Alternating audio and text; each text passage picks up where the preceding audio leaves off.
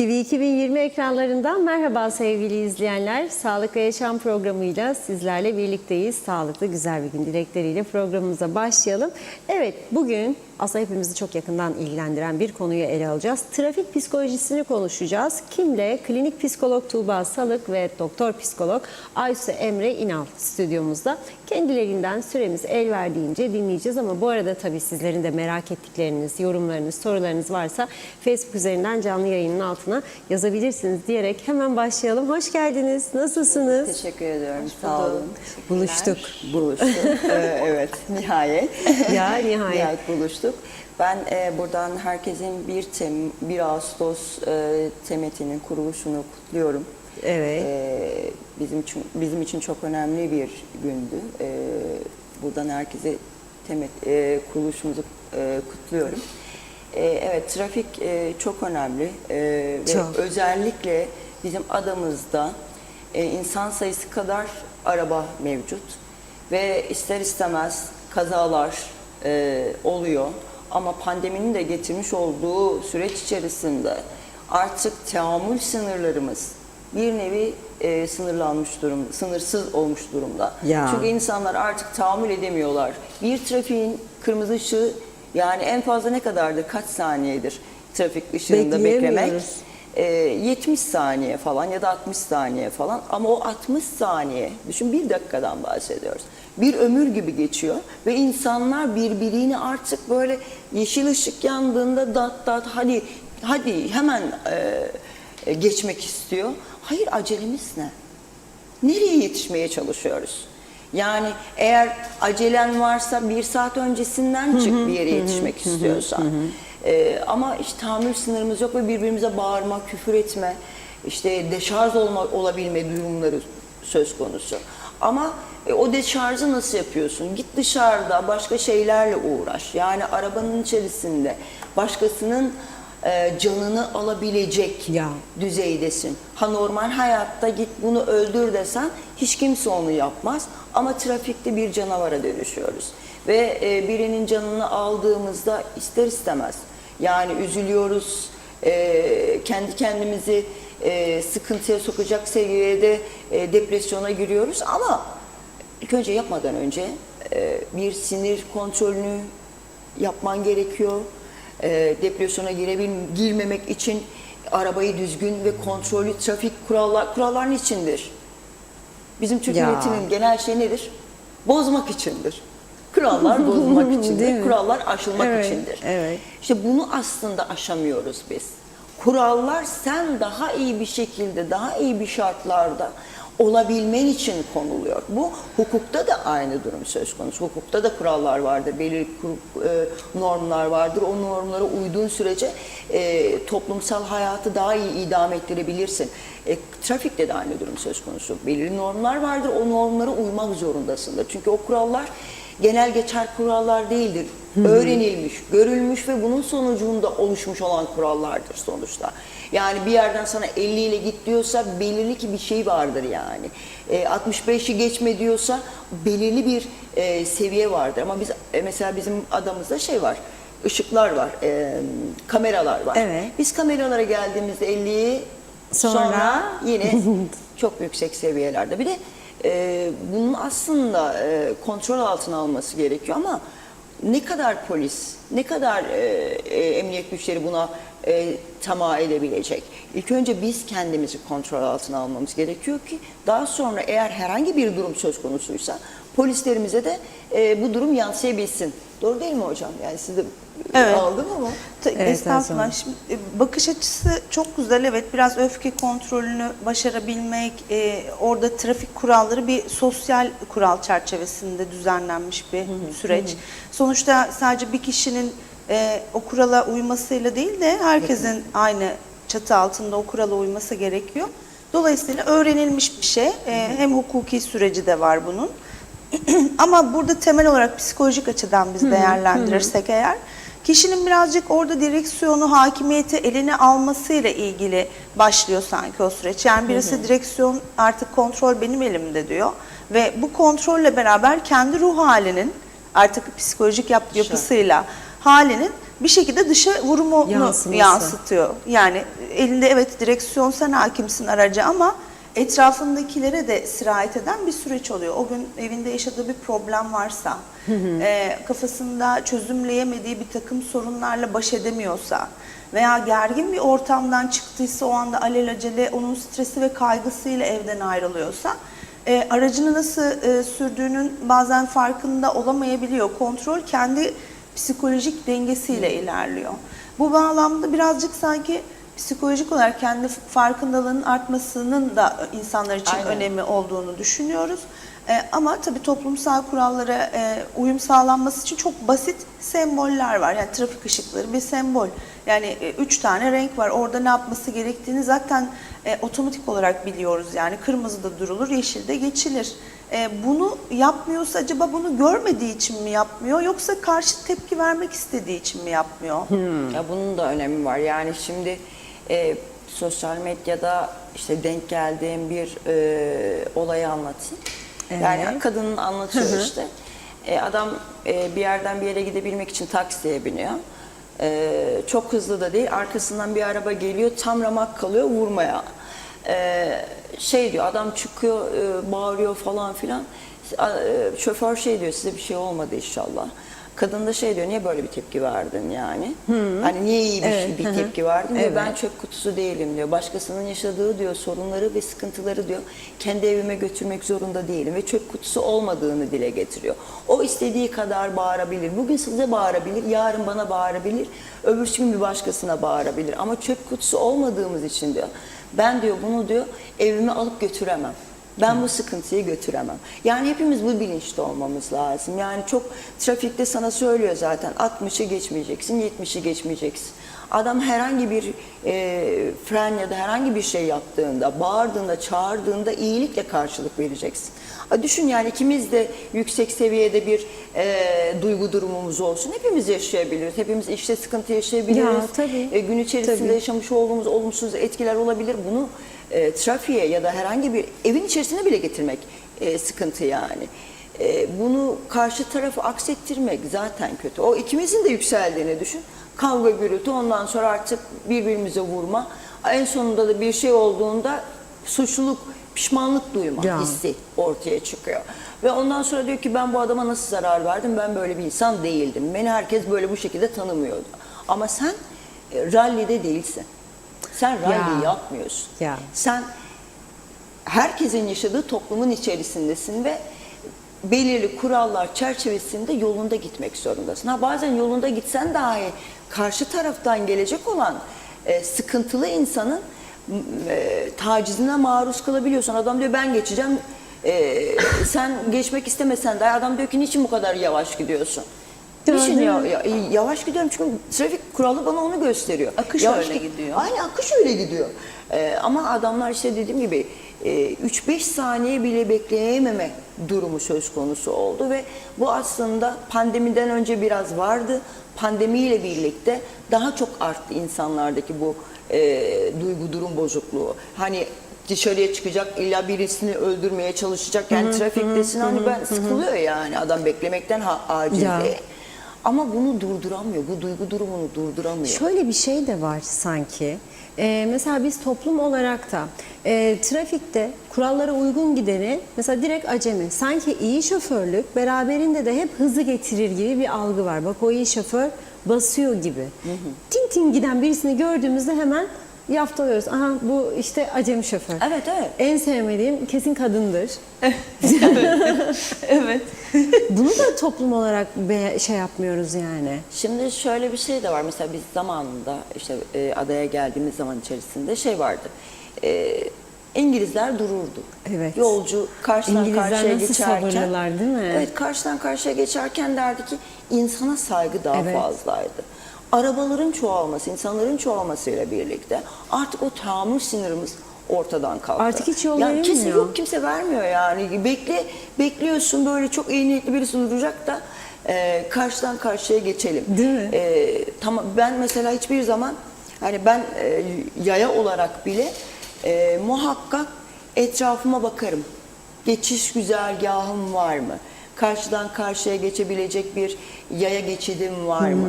Artık insanlar yolun içine atlıyorlar. Yani o kadar bir sabırsızlıkla. Evet, yani çok yol fazla. aslında yani sürücüden çok yolcular önüne atlıyor seni. Evet, ve geçmeye motorlular çalışıyor. mesela Evet. motoru sürmeyi bilmeyenler de aynı şekilde trafiğin içerisinde insanların önünü kesiyorlar. Bu durumda da aslında artık sinirlerimiz bozuluyor. Diyoruz ki niçin atladı, niçin kurala uymuyor? Nasıl değişti o ama düzen? Ben hatırlıyorum. Sene galiba yanlış olmasın ama 2010'larda falandı galiba. Adaya böyle hani turistik yeni geldiğimiz zamanlarda. Yolun kenarında karşıya geçen arabalar duruyor. Şimdi bizim İstanbul'da da klasiktir. Yani bir araba yanında yavaşladıysa kötü amaçları olabilir. Direkt ne duruyorsun diye falan bakın. Ben ilk sinirlenmiştim. Niye durdu bu arabalar diye hani o psikolojiyle. Sonra bir baktım ne zaman da kaldırımdan bir adım atsam arabalar duruyor. O kadar hoşuma gitmişti ki. Evet, çok Nasıl güzel. yozlaştık bu kadar kısa sürede? O kibarlık nasıl şimdi bu raddeye geldi? Aslında çok bir 10 sene oldu tabii 10-15 Aynen. sene. Yani bu dediğim gibi önce 10 sene 2010'dan öncesi de aynı şekilde. Ya kesin daha da iyiydi o zamanlar. Mesela Ben o insanlar döneme buraya denk gelenler geldim. şey diyor. Hala daha var yürütmeye çalışan o şeyi yürütmeye çalışan bu insanlarımız hala Evet. daha var.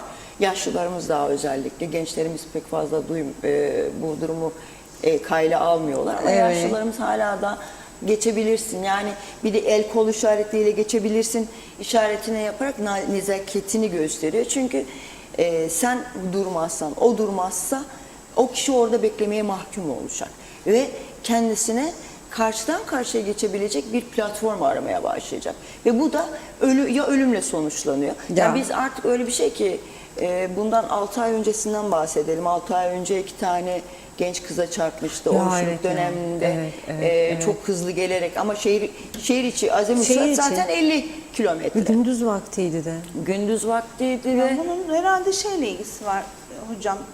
Araya girdim ama şimdi bir kere ülkelerdeki hani trafik kuralları ile ilgili birazcık farklılıklar da var. Şimdi Türkiye'deki trafik akışıyla buradaki trafik akışı farklı yönlerde, Aynen, kurallar farklı. evet.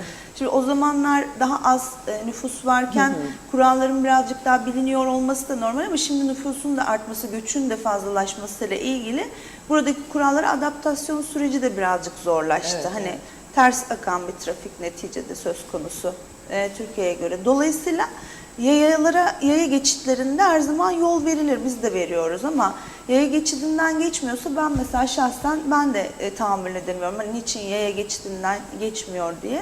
Ama o gelen kişi belki de o da burada göç etmiş birisi ve bilmiyor olabilir bu kuralları.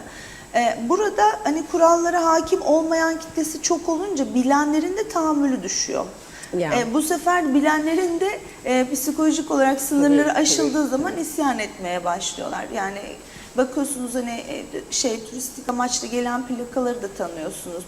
Motorlar özellikle çok büyük tehlike arz ediyor. Bilinmeden sürülen paket servis olaylarında falan çok korkutucu bir görmüyorsunuz bir de araç kullanırken. Motoru algılama biçimimiz de farklı galiba. Araba kullanırken motoru çok takip edemiyoruz. Araçları hep gözlüyoruz Evet çünkü. aynen ona Gözden onun hakkıyken bile kaçırabiliyoruz. vermediğimiz oluyor. son dönemlerde bu scooter olayları da var. O mesela şeye girmiyor. Trafikle ilgili herhangi bir almıyorsun galiba ehliyet. Evet, almıyorsun. çok tartışmalı. Evet, Onlar bazı mesela. şeyler- o şeylerde elektrikli alınmıyor. skuturlar da hemen yola atlayabiliyor. Bu durumda da aslında bir hükümetten bir şey istiyoruz yani. Çünkü bu önünü alamayacağız bir durum. Çünkü bazen göremiyorsun. Arabada sürdüğün zaman o skuterla ansızın geliyor. Ya koluna çarpıyor ya bilmem nereye ya da düşüyor çocuk. Göremiyorsun. Biz önceden bisikletliydi. Şimdi skuterlı olduğu zaman korkuyoruz. Bisikletli yine bir şekilde görüyorsun. Etrafına bir şeyler takıyor. Bizim mesela her şey şeye bakıyor. Bir insan eğer doğru düzgün bir iş yaparsa karşı taraf da bunu iyi bir şekilde algılar. Nasıl? Ben eğer yayaya ne olursa olsun yol verirsem yaya da eğer sürücü olduğunda bunu gördüğünde aynısını yapacaktır. Seni gören başkaları da bunu yapacaktır. Ve biz yavaş yavaş aslında bunu öğretmemiz gerekiyor. Yani çokluk olmamız gerekiyor. Azınlıkta olmamamız gerekiyor. Azınlıktaki kişileri kimse kabul edemez. Ama çoğunlukta olduğumuz sürece herkese bunu kavurlatabiliriz. O yüzden yani sayımızın çoğalmasını istiyorum ki trafikte can almak, can vermek gerçekten çok kolay oldu. Ucuz insan hayatı gibi bir şey oldu yani. Aynen öyle. Ben mesela çocuğuma bisiklet alamıyorum. Dürüst olarak söylüyorum. Korkuyorum. Çünkü hadi ana yolu geçtim. Sokak arasında bile şuursuzca gaza basan tipler var. Evet. Geneline de baktığımız zaman bunların genç olduklarını düşünüyoruz. Peki bu tarz böyle şuursuzca gaza basan, sorumsuz davranan kişilerin direkt tedavi alması gerektiğini düşünüyor musunuz? Ben şahsen düşünüyorum. Yani neden orada o gaza öyle basıyorsun? Senin başka bir sorunun olabilir. Ya bilinçaltında yatan nedenler vardır büyük ihtimalle. Şimdi hocamızın da dediği gibi muhakkak yaşamış Değil olduğu mi? Sen yapmıyorsun, travmalar, ben yapmıyorum. O niye öyle basıyor deli işte gibi? travmalar, aile içerisindeki yaşamış olduğu ilkili ilişkiler, anne ilişkisi, baba ilişkisi, bunların hepsi aslında bir yere atamadığı için o enerji trafikten çıkarmaya çalışıyor. Yani mesela önceden şey diyorduk, işte içkili araba kullanmayın. Evet. Adamlar içiyor, yine kullanıyor ya. İşte alkollü araç araba. kullandığı zaman ceza yaptırımı Daha- bayağı artırıldı. Hani o anlamda önlemler alındı diye biliyorum Yani ne ama kadar önlem alırsan al, yine de yapıyoruz. Diyoruz ya, Türk halkının, Türk insanının söylediği var, tek kelime evet. bir şey diyor. Biz çok Kurallar- kurallara uymalıyız. Uymuyoruz. psikolojik Kurallar olarak da aşmak baktığımız içindir zaman diyoruz. hocam şeyi düşünelim. Mesela araçlar, arabalar daha çok birazcık hani kadın erkek modeline bakınca hani psikolojik biraz birkaç makale okudum ben hani gelmeden. evet. Mesela erkeklerin daha fazla simge ve sembol modeli, güç modeli olarak görünüyor. Reklamlarda da vesaire hep böyle göze çarpar bu. Ama kadınların çok fazla böyle algı biçiminde belki o araçta hız yapmak o kadar Doğru, o çok kadar doğru. böyle kıymetli değil ama onlar Evet. için bir kıymetli bir değer addediliyor. Çok özel markaların yapabileceği hız sınırları çok yüksek olan araçlarla 60 kilometre gidebileceğiniz yolda süreceğiniz hız limiti buysa daha fazlasını sürmek istiyor olabilir mi acaba? Hani Değil mi? İşte bu da var ama işte bu da nedir? Hız kontrolünü yapmak adrenalinle zorunda. ilgili belki Aynen. biraz. Evet, Aynen. Çünkü adrenalinle ilgili. O heyecanı durdurmak istemiyor ve yaşamak istiyor onu. Çünkü bıkmış, birçok şeyi doldurmuş, birçok şey bitirmiş. Artık diyor ne kadar hızlı sürersem o kadar çok kendi herhalde şey zannediyor.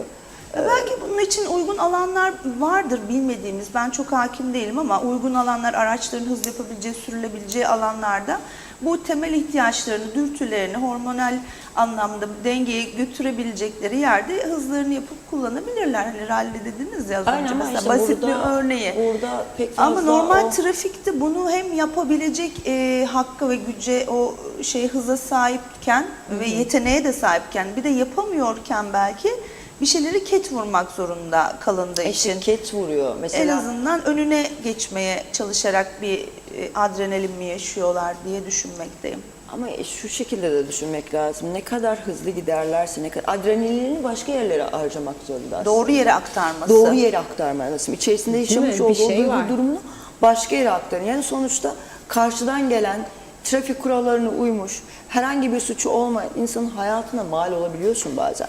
O hızlı giderek. Yani onun arkasına vuruyorsun, onun takla atmasına neden oluyorsun. O yolunda giderken ve hiçbir günahı olmadan, bütün trafik kurallarına uyduğunu düşünürsek, hiçbir sıkıntısı olmadan sen onun ölümüne neden olabiliyorsun. Kader değildir bu.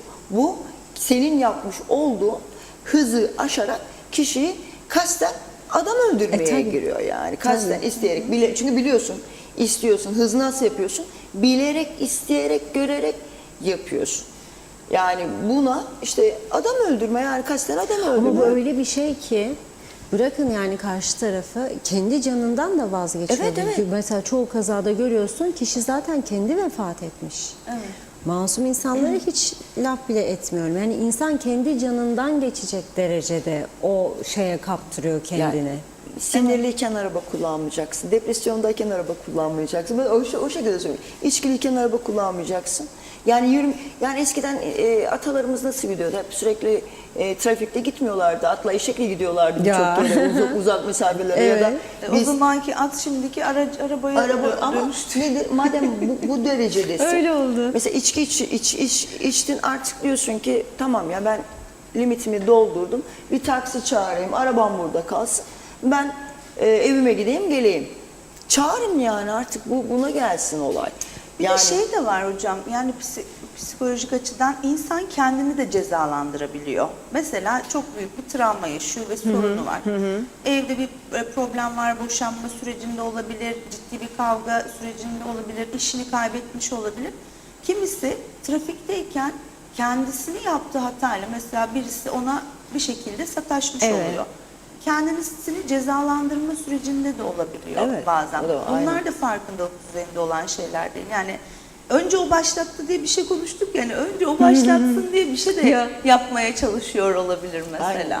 Bu da bir psikolojik, orada bir boşalımı sağlama yöntemi. Bence kişiler trafikteki hareketleriyle kendilerini şöyle ufaktan bir değerlendirme yapabilirler. Tahammülsüz olduklarını fark edebilirler, sinirli olduklarını fark edebilirler, neden bu kadar hızlı olduklarını ve o yüzden de mesela bir uzmanın yardımına ihtiyacı olduklarını analiz edebilirler aslında sadece oradan. Mesela biz Türkiye'deyken, burada yok galiba, trafik batarya ile ilgili ben sertifika aldım trafik bataryası ile Nasıl ilgili bir şey? olarak. Makinelerin içerisine giriyorsun. Evet. Mesela 100 puan ceza puanını aldıktan sonra seni doktor şeye yönlendiriyor. Artık ne yaptıysan 100 ceza puanı, çünkü 100 ceza puanı doldurduktan sonra ehliyetini elinden aldıkları için ehliyetin askıda kalıyor. Evet. Şey diyor sana, işte git bir uzmanın yardımından imzasına bize geri gel. Bize makinalara sokuyorsun, işte reflekslerini ölçüyorsun. Psikometri mi diyorlar buna? Psikometri diyorlar. Yani aynen. Yani Evet. ve makinalara giriyorsun. Makinalardan almış biz hiçbir şekilde karışmıyoruz. Puanlar sana işte renkler ayrıcılığıyla geliyor. Mavisi, işte sarısı, kırmızısı, moru falan renkler oturmuş bir durumda. Onlara basıyor kişi. Eğer 100 ceza puanını doldurduysa ondan alabilecek, ondan çıkabilecek puan sonucunda da bir rapor yazıyorsun. İşte bu kişi trafiğe uygundur, alabilir ehliyetini, ya da bu kişi trafiğe uygun değildir. Çünkü titremesidir, şeyidir, bunlar oluşmuş durumda. O yüzden buna bir süre daha erteleyin ehliyetini denilebiliyor. Aslında bir şeyler yapılması lazım. Yani bir doktor kontrolünden artık belirli bir yaşın üzerindeyse, gözü görmeyebilir, kulağı duymayabilir, herhangi bir hastalık problemi yaşayabilir. Mesela gidiyorsun vergi dairesine, parasını ödüyorsun, çıkıyorsun, ehliyetini tekrardan alıyorsun. Ama bu kişi hastalıklı mıdır? Kolumu koptu, elimi koptu, gözümü görmüyor. Bunları hiçbir şekilde kontrol edilmiyor. Öyle bu şekilde Biz kendimiz dolduruyoruz. Trafiğe çıkıyorsun mesela. Bunu diyecek ki trafikte bulunan başkanlarımız diyecek, ilk önce bir doktor kontrolü, genel heyet raporu, sonra tekrardan ehliyete uygun mudur değil midir diye alınması gerekiyor. Bence bunu yani her 3 yılda bir, her 4 yılda bir muhakkak yapılması gerekiyor ki kişiyi hem görmek maksatlı hem de doktor kontrolünden geçmesi maksatlı. Ve öyle o kadar çok trafikte dediğim gibi gözü görmeyen, kulağı duymayan insanlar var ki artık bilmiyorsun, belirli bir yaşın üzerinde de artık trafiğe çıkmaması gerekiyor. 70-80'li hala daha trafikte olan amcalarımız var. Aslında bunlar da çok yanlış. Toplu taşıma yok. Mecbur. Yani Götürecek mecbur, birileri onda yoksa götürecek bir şey yok. ne yapacaklar? Ama yine de bir kontrolden geçilmesi gerektiğini düşünüyorum. Ne olursa olsun, yani belirli bir yaşın üstünde Olması tamam, gereken Belli bir o. yaşın üstünde Ama- reflekslerin de zayıfladığı gerçeği var ama Aynen. dediği gibi de hani Seçenek yok. Seçeneği yok. Seçenek Nasıl yok. gidecek? seçenek yok. İşte bu seçeneği artık devletimize yönlendiriyoruz. Çünkü bir şekilde bir şeyler yapılsın. Ben bunu daha önce de söyledim. Yani Afrika'nın anasının dadısı bir köyde bile at arabası olsa bile bir toplu taşıma vardır. Aynen. Vardır. Hani burada Yoktur yani. Biz böyle nadir ülkelerden bir tanesiyiz herhalde toplu taşıması olması. Kayda daha değer. önceden yani 2000'den önce vardı. Girne'de falan toplu taşıma araçları falan vardı. Daha sonra bu kadar arabaların çoğalmasıyla birlikte kimse onu kullanmadığı için o toplu ulaşım araçlarını kullanmadıklarından dolayı kaldırıldı. Belediyelerin vardı benim bildiğim kadarıyla daha öncesinden. Otobüs düzeyindeydi. Yani bir yerden bir yere seni götürüyordu. Çünkü çok fazla araba yoktu. Bugün İnsan yok. İnsan da çok yoktu. yok. 2020'lerde 70 tane arabanın trafiğe çıktığını düşünün. Ya. Şimdi yani atıyorum 207 bin ya 407 bin kişinin olduğunu düşün. 405 bin tane araba var adada. Düşün, doğmamış çocuğun bile arabası var yani şu an. Mecbur olması lazım çünkü mesela ne zamandı böyle izleyiciler yazıyor işte ehliyet yaşı yükseltilsin. Yok 21 olsun, yok 23 olsun. Hani işte çocuklar aklı başında olsun da o zaman verelim ehliyeti. Ben de direkt düz mantık kendi yaşadığımdan biliyorum. Ya dedim bu çocukların daha ne kadar ben şoförlüğünü yapabilirim? Yani bir an önce 18'de onlar da alsın Aslında ehliyetini geçici de ehliyet nereye verilir. gideceklerse hani kendileri gitsin. Çünkü öbür türlü şoförlük sana kalıyor. 23 yaşına kadar taşıyacaksın adamı. Mesela ama Evet, onda da evet da zaten belli bir düşünüyor. yaşta şimdiden bile öğretmeye çalışıyoruz hocam. Yani Aynen. çocuğu Ya. olan kişiler olarak mesela önceden birazcık hakim, eskiden öyleydi. Hani bir arabalar öğretilirdi, bazen kaçırırdı çocuklar falan. Ama şimdi Evet. Şimdi şey de onların var. da öğrenmesi lazım ama bu yine neye geldik? Dikkat eksikliği, hiperaktivite bozukluğuna bozukluğunda geliyor, aynen. oradaki işte heyecan, tatmini, hız ihtiyacıyla yok Mesela etmeye şeydir, çalışıyor. 18 yaşında ehliyetini aldı mı geçici ehliyet vereceksin. Sırf 23 yaşına kadar ya da mi? O 22 bir yaşına denetimde kadar olduğunu bilecek. hep sürekli birisiyle Evet. birlikte kontrollü bir şekilde trafiğe uygun mu değil mi diye sürekli işte bilen birisi tarafından kontrol edilirse bence çok daha mantıklı olur. Hemen ehliyeti verdim, trafiğe çık, hadi 2 gün sonra kaza. Yani böyle oluyor zaten Ya da çocuklar. herhangi bir trafik suçu işlerse mesela gerçek ehliyetini alması ötelenecek diyelim. Evet, evet. Yani. Çünkü yanında biri gene zor olacak hani. Her zaman yanında biri olması Yapılabilirliğe mümkün baktığımızda. değil. Evet. Peki şeye de değinelim. Yani en çok kazalar şundan da oluyor tabii. İlk sırada sürat malum. Cep telefonuna ayrıca geleceğiz ama dalgınlık. Hani böyle biz psikologlarla sizlerle de konuşuyoruz. Hani anda kalmak diye. Kafa başka yerdeyse çünkü olan böyle küçük çaplı kazaların herhalde sebebi genelde o. İnsan dalıyor o sırada aklı başka yerde güm diye öndekine vuruyor. Çarpabiliyorsun, yapabiliyorsun ama Dalgınlıkla- mesela otonom sinirler çalışıyor. Biz mesela uzun süreli mesela 5 yıllık, 2 yıllık sürücüyle yeni almış ehliyetini sürücü arasında dağlar kadar Dağlar kadar, fark oluyor. Çünkü tabii. artık otonom sinirlerin çalışıyor. Nerede ne yapman gerektiğini çok daha iyi şekilde yapabiliyorsun. Hafif bir dalgınlık neden kaynaklanıyor? Ani bir depresyondaysan, o depresyon düzeyini aşamamışsan ve dediğim gibi üzgünsen, mutsuzsan araba kullanma. Yani kendini iyi hissetmiyorsan araba kullanma. Yani muhakkak seni taşıyabilecek insanlar vardır etrafında. Muhakkak seni götürebilecek insanlar vardır Olmadı bir yürü. yere. Aynen öyle. Olmadı Vur yürü. yollara gelmeli. Yani yine yani dalgın olduğunda ufacık diyorum ya trafikte dalgınlığa yer yok. Çünkü en ufak dalgınlık bile dediğim gibi kendini geçiyorsun, başkasının hayatına mal olabiliyorsun yani. Ve ömür boyunca o insanın üzüntüsüyle yaşıyorsun. O daha kötü bir durum. Yani başkasını öldürmüş olmanın vermiş olduğu bir iç sızlanmayla geçiyor hayatının bir bölümü.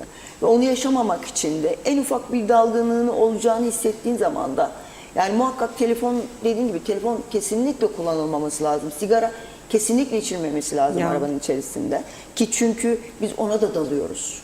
Aman yakayım falan derken aniden diyorum ya ani bir refleks sonucunda çarpabiliyorsun yani. Onun önüne geçebilmek Bir için. de kemer takmaya karşı tepkiselliği bir türlü anlayamıyorum. Bazı kişilerimizde kemere karşı bir şey var. Ön yargı var.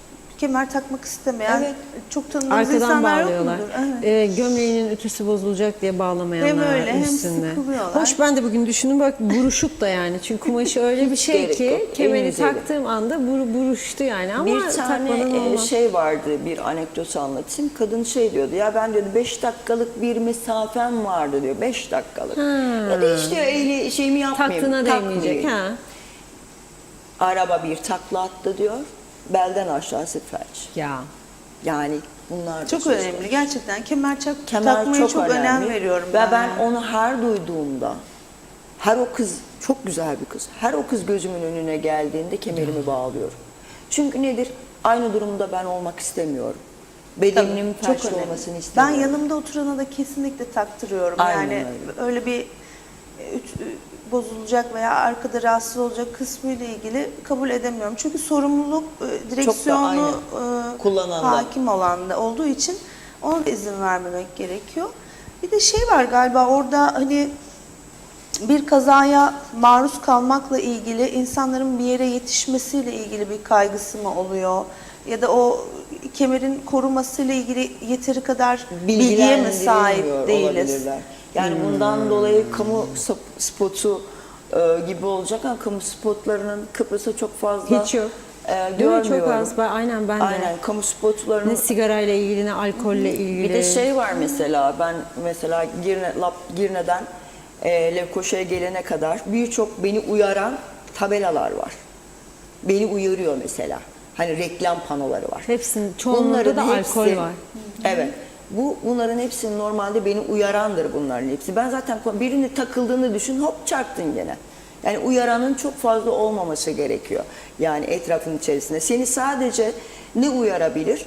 Trafik levhaları seni uyarabilir. Onun dışındaki reklam panolarında bile muhakkak bu tür kamu spotları aslında olsa çok daha iyi olur bence. Ya çok fazla uyaranın olması demek çok fazla kazaya meyil vermek anlamına geliyor. Hani bilmiyorum, kimsenin böyle şeyine de dem vurmak istemiyorum.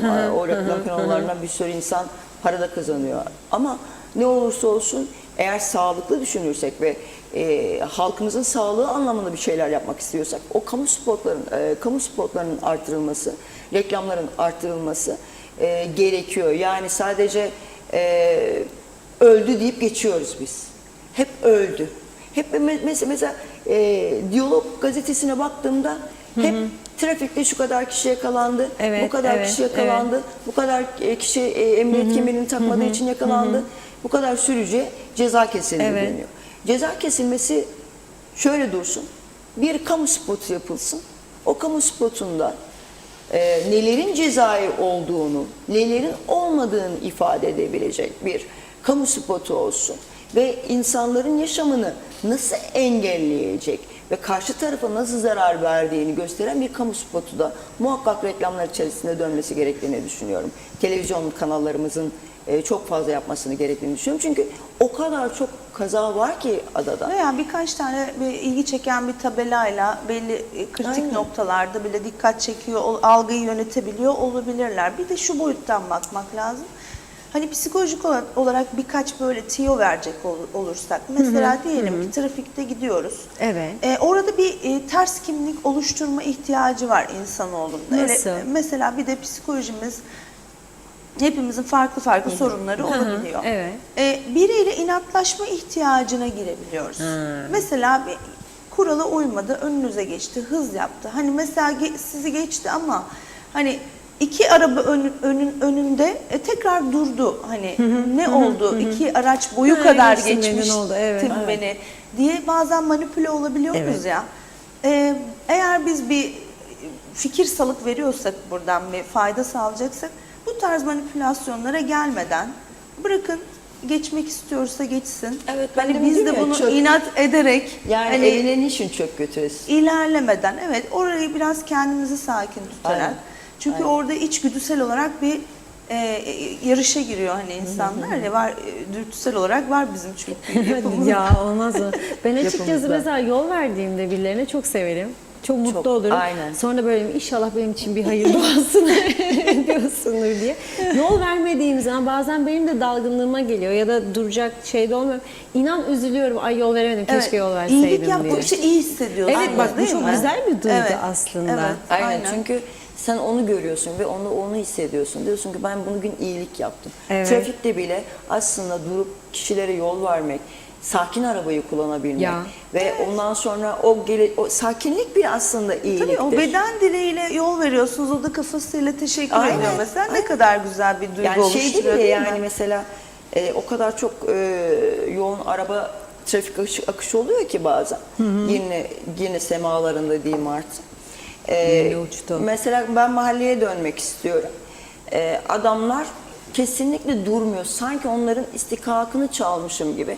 Hayır, durmayacağım. Yani oradaki arayı kapatıyor arabasıyla. Bir öncekisinde durmuyor. Arayı kapatıyor ve ben arkadan gelenlerin korna seslerine maruz kalıyorum.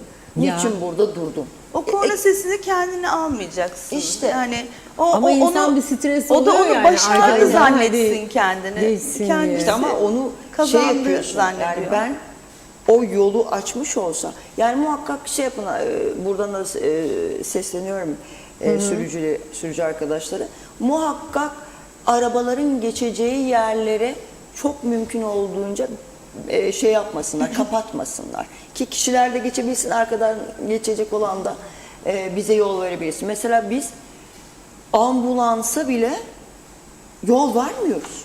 Ambulanstan önce gitmeyi Ya düşünüyoruz. da arkası hemen takılı. Yani gitme artık gibi eylem var. Bu dereceye gelmişiz Mesela yani. şey var, yani mesela böyle tıkanlı trafik, evet tamam, trafik ışıklarını, tabelalarını yeniden düzenlemeye dair bir takım kurallar çerçevesini Evet. çizemeyiz ama mesela bir araç geçiyorsa diğer aracın karşı taraftan geçmesi gerekiyor. Bu da aslında Aynen. bir anlamda nezaket kuralı gibi değil midir? Evet, evet. Hani psikolojik olarak da hani önceliklendirme, birisi geçtikten sonra iki araç birden önüne geçmesin de diğeri beklesin gibi bir adab-ı muaşeret gibi belki değerlendirebiliriz. Hani birine yol verdiğimiz zaman arkasından 5 kişi birden mesela geçmeye çalışınca araç, o zaman sinirlenebiliyoruz tabii ki. Ama Sırasını bilmek belki de kişilerin. nezaket kuralları çerçevesinde evet. Mesela bazen ışıklarımız kapanıyor. Işıklar kapanıyor ve adam diyor ki biz hangimiz geçeceğiz? Hani Ya. o taraf mı geçecek, bu taraf mı geçecek? 4 yol mesela. Hani bunda yani devletimizden şey diyorum, mümkün mertebe ışıklar kapanmasın. Kim kiminle nasıl geçeceğini. Çünkü biz öyle kuralları seviyoruz. Yani Ya da birisi çıkıp İzin arabadan vermiyor yol çünkü. verecek. Hani orada yardımcı olmayı, en iyi iyilik yapmayı başaran kişi.